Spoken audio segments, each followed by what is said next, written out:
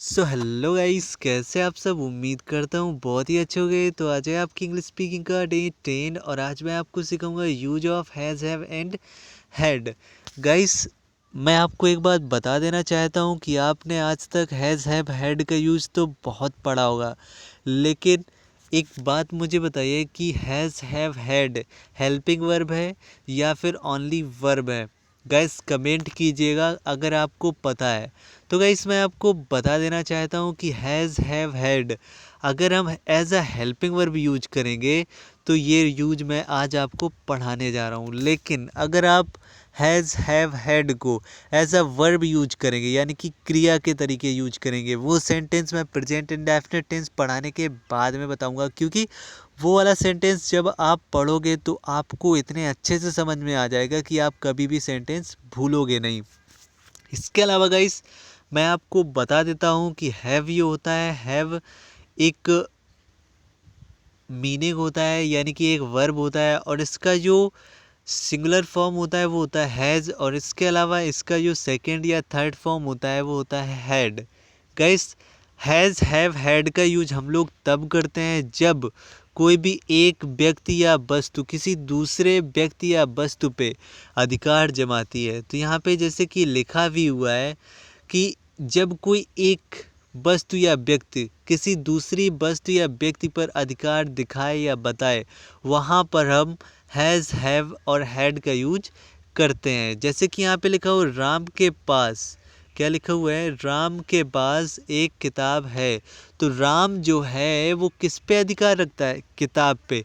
तो गाइस यहाँ पे ये सेंटेंस जो है राम का अधिकार किताब पे है। इसके बाद लिखा हुआ हम एक रूम रखते हैं, यानी कि हमारा अधिकार जो है वो रूम पे है, तो हम रूम रखते हैं। इसके बाद लिखा मेरे पास में एक पेन है, तो मैं जो हूँ मैं एक पेन पे अधिकार रखता हूँ। तो इस तरीके के सेंटेंसेस दिए होंगे, वहाँ पे हम लोग हैज़ हैव और हैड का यूज करते हैं।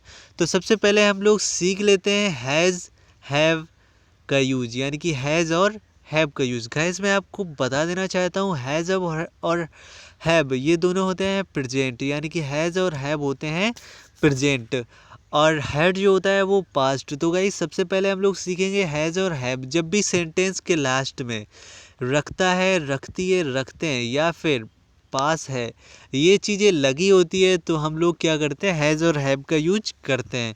देख लेते हैं हैज़ का यूज हम लोग कहाँ पे करते हैं, जब भी ही सी एंड सिंगुलर सब्जेक्ट के साथ में हम लोग हैज़ का यूज करते हैं। हैव का यूज हम लोग करते हैं आई यू वी एंड दे के साथ में। आइए सेंटेंस के जरिए समझते हैं, बहुत ही सिंपल सेंटेंस होते हैं, अगर आप ट्राई करोगे तो बना लोगे। जैसे कि सबसे पहले लिखा हुआ है सब्जेक्ट, तो सब्जेक्ट है राधा। तो राधा जो है वो किस पे अधिकार रखती है, राधा के पास एक कार है, राधा जो है ना वो कार पे अधिकार रखती है। तो सबसे पहले हमने सब्जेक्ट लिखा, सब्जेक्ट के बाद में हम लोग लिखेंगे हैज़, यानी कि यहाँ पे हमने हेल्पिंग वर्ब जो लिखा है वो सिंगुलर सब्जेक्ट के हिसाब से लिखा हुआ है। ये देखिए सिंगुलर सब्जेक्ट के साथ में हम लोग लगाते हैं हैज़। तो सबसे पहले सब्जेक्ट, फिर हेल्पिंग वर्ब यानी कि राधा की इंग्लिश सबसे पहले, और उसके बाद में फिर हम लोग लिखेंगे पास की इंग्लिश, फिर इसके बाद में एक कार्ड, तो राधा हैज़ अ कार्ड। तो इस तरीके से हमारा सेंटेंस बन जाएगा। इसके बाद में आगे देखिए ये लिखा हुआ है मैं एक पेन नहीं रखता हूँ, यानी कि मेरा अधिकार जो है वो पेन पे नहीं है।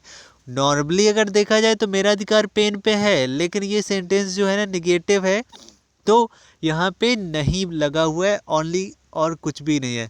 तो जब हम इस सेंटेंस को बनाए तो मैं सबसे पहले आई, और आई के साथ में मैंने बताया कि हैव लगाएंगे, ऊपर देख सकते हो। तो आई के साथ में हैव लगाया, सबसे पहले सब्जेक्ट, उसके बाद में हेल्पिंग वर्ब, तो आई हैव। और जैसे कि आपको पता ही होगा कि नॉट हमेशा हेल्पिंग वर्ब के तुरंत बाद लगाते हैं, तो आई हैव नॉट, और इसके बाद में एक पेन की इंग्लिश, तो और यहाँ पे लिखा हमने पेन। तो इस तरीके से हमारा सेंटेंस बन जाएगा। यहाँ पे लिखा हुआ है क्या, उसके पास एक टीवी है। तो गाइस यहाँ पे जब भी सेंटेंस की शुरुआत में क्या लग जाएगा तो हम लोग क्या करेंगे कि सिर्फ और सिर्फ हेल्पिंग वर्ब को सबसे आगे लिखेंगे। तो उसके के हिसाब से, उसके यानी कि सिंगुलर है तो सिंगुलर के हिसाब से यहाँ पे लगाएंगे हम लोग हैज़, और इसके बाद में लिखेंगे ही या फिर सी, तो ही लिख दो या फिर सी लिख दो। तो मैंने यहाँ पे क्या किया, दोनों ही लिख दिए। तो हैज़ ही या फिर सी आ टीवी। तो इस तरीके से ये वाला सेंटेंस हमारा बन जाएगा। बहुत ही सिंपल सेंटेंस होते हैं।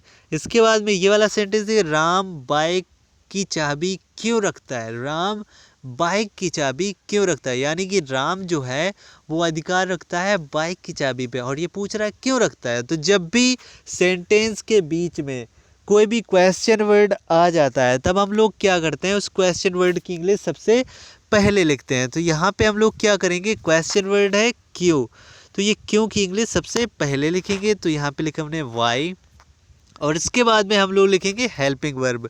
तो वाई हैज़, और हेल्पिंग वर्ब जो है ना वो हमने सिंगुलर सब्जेक्ट यानी कि राम के हिसाब से लिखा है।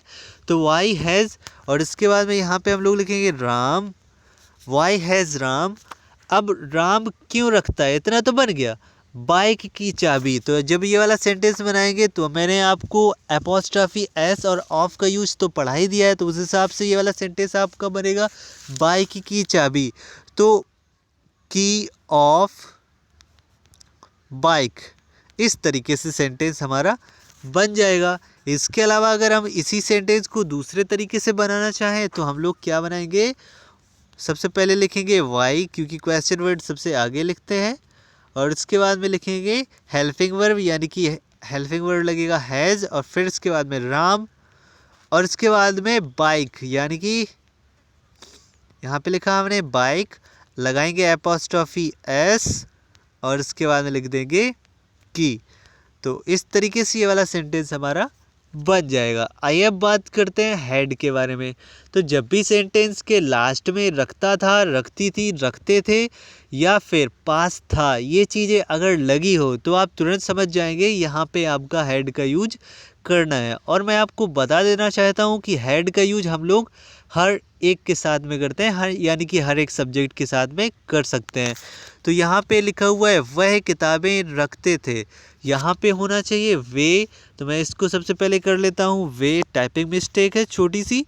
तो सबसे पहले मैंने यहाँ पे किया ये किया यहाँ पे वे किताबें रखते थे। तो सबसे पहले हम सेंटेंस को जब हम बनाएंगे तो सबसे पहले लिखेंगे दे, और आपने अगर बेसिक नहीं पढ़ा हुआ है यहाँ पे दे का यूज करेंगे, दोज का यूज करेंगे, तो आप सबसे पहले बेसिक देखिएगा जा करके, लिंक डिस्क्रिप्शन में दिया हुआ है। तो यहाँ पे लिखा हुआ है दे, और दे के हिसाब से यहाँ पे हेड लगाएंगे, क्योंकि आपको पता है रखते थे लिखा हुआ है, और जब भी रखते थे लिखा होगा तो यहाँ पे हेड लगेगा। तो दे हेड, और इसके बाद में यहाँ पे लिख देंगे बुक, तो दे हैड बुक।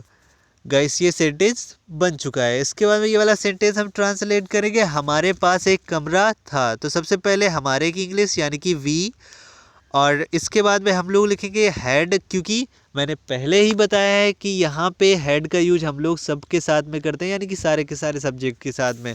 तो वी हैड आ, और यहाँ पे बना दिया रूम। तो इस तरीके से ये वाला सेंटेंस भी बन चुका है। इसके बाद में दो सेंटेंस और बचे हैं, इन दोनों को देख लेते हैं। उसके पास एक कार थी, तो सबसे पहले बनेगा ही, या फिर अगर लेडी के लिए बात हो रही तो यहाँ पे करेंगे सी, और यहाँ पे लगाया हमने हैड आ, और ये लग गया कार, तो सी हैड अ कार। इसके बाद लगा क्या तुम्हारे पास कुछ था। अब ये वाला सेंटेंस जब बनाएंगे तो मैंने पहले ही बताया, जब भी सेंटेंस की शुरुआत में क्या लग जाता है तो सबसे पहले हेल्पिंग वर्ब आ जाती है, और इस सेंटेंस की हेल्पिंग वर्ब है हैड। तो सबसे पहले हमने लिखा हैड, और इसके बाद लिखा सब्जेक्ट हैड यू, और इसके बाद में कुछ की इंग्लिश लिखेंगे हम लोग। तो एक चीज़ याद रखिएगा कि कुछ की इंग्लिश समथिंग भी होती है और एनीथिंग भी होती है। तो जब हम समथिंग लगाएंगे तो वो लगाएंगे सिंपल सेंटेंसेस के साथ में, और एनीथिंग लगाएंगे तो इंटरोगेटिव और नेगेटिव सेंटेंसेस के साथ में। तो ये सेंटेंस है इंटरोगेटिव, यानी कि यहाँ पे लगाएंगे हम लोग एनी थिंग, तो हैड यू एनीथिंग। और अगर इसके बाद में हम लोग एल्स लगा दें तो हमारा सेंटेंस और भी अच्छा हो जाएगा।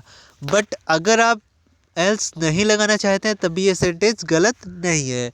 तो गाइस मैं उम्मीद करता हूँ वीडियो आपको पसंद आया होगा। अगर आपको वीडियो पसंद आया तो चैनल को सब्सक्राइब जरूर कीजिएगा।